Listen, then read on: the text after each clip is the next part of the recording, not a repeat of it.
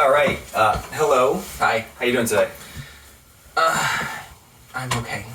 Okay. Why don't you tell me a little bit about what's been going on? So, this happened a couple weeks ago. My parents, I grew up thinking they were the perfect couple. They were so great, married for 30 years. And I'm sitting at home doing homework, and they come in and they tell me that they're getting divorced.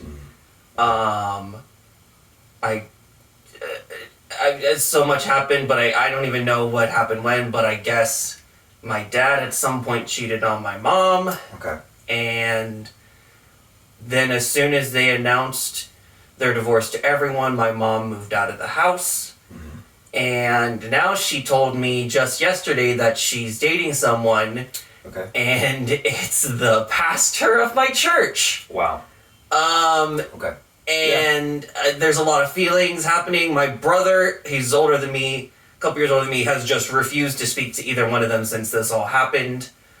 My dad has been a little spacey, and my mom is a little kooky. So I just don't even, I feel like I'm caught between all of these worlds and angriness. It's a lot. Okay. So I want to make sure that I'm understanding what you're saying and we're on the same page here. So your family really was something that was very important to you and still is, it sounds like, Yes. especially growing up. Yes. And seemed like a strong relationship with mom and dad back then. Mm-hmm. And then we've got this new information that's coming up that they're separated, and as things have kind of moved on, mom's moved out of the house. Now she's got someone else involved, and it's the pastor, which sounds like it's a little bit surprising. Yes. Certainly.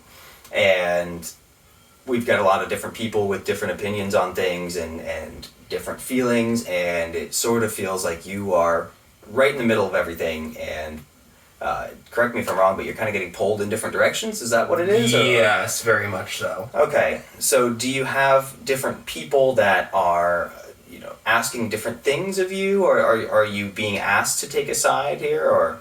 I mean, like, my dad just feels like he removed himself, not physically, but mentally. Like, we talk, but not about anything. I see. Okay.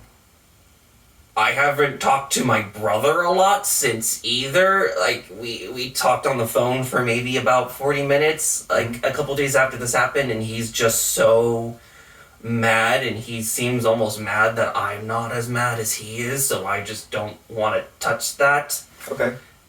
And I don't even know what my mom is doing. Like, she seemed...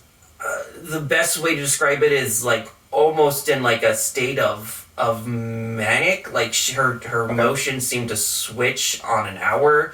She's posting a lot to Facebook. That's unnerving for so many reasons. Sure. Yeah. Okay. So we've got kind of an emotional disconnect from your brother and from your dad, where they used to be a strong relationship. Sounds like a lot of communication used to be happening there, and then we've got mom over here as well. Tell me a little bit about how the relationship used to look like with your older brother and with your dad. I mean, it was, like, good. Like, I can't say it was out of the ordinary. I mean, my dad was pretty... I mean, he was never, like, anally... or, like, anal about, organization or anything. So this isn't like he's... like, I've done a mood swing, but it's, like, his personality is up to, like, 15. Okay. But, like, this is just the worst I've seen it ever. And, like, but my brother is, like, he's the one who's gone 180. I always thought of him as, like, a calm person, and I, like, looked up to him about that, but he just can't seem to not be mad. Okay. At least in all the interactions I've had with him since this happened. Yeah. Okay, and this sounds like this is a big change for him, and like I said, coming back to that emotional disconnect, we're getting kind of lost in something between you and your brother. What would you say is where are you feeling the most pressure? Is there any specific area of your life or direction, different people that are giving you more pressure than anywhere else? I mean, honestly, it's probably myself. Oh, okay. Because I feel like I'm the only one who can talk to everyone, Mm-hmm. and therefore I somehow must do something about it. Okay. But I don't know what to do about it. Yeah. I don't even really want to be a part of this, honestly. Okay. And why is that? What is it about being in this situation that kind of makes you say that? It's just like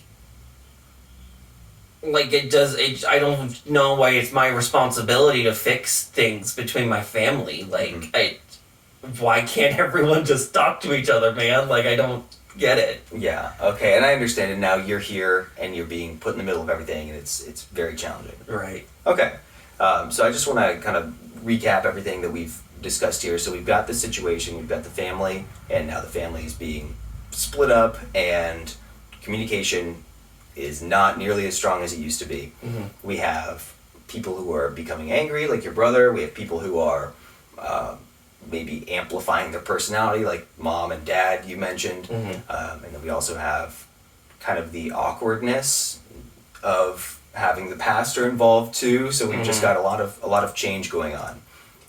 Is that that's pretty much right? Yeah, and I think like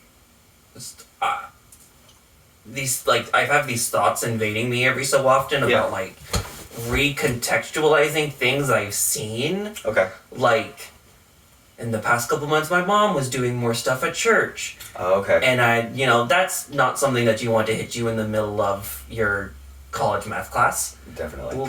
And I couldn't pay attention for the rest of the day to anything. And it's just, and that's been like that for like a couple of days now, where I just, I remember something that happened. Okay. And now it's another thing shaking my worldview apart. Sure. Okay, so that's definitely going to be something that we will touch on, and we'll look at where context is coming into play as we are looking at memories, and if that's something that we even want to do.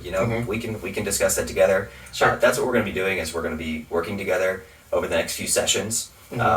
So yeah, Tony, it was wonderful to meet you today. Yeah, thank you. I know it's about the end of our time, but thank you so much for coming in. All right, thanks. Yep.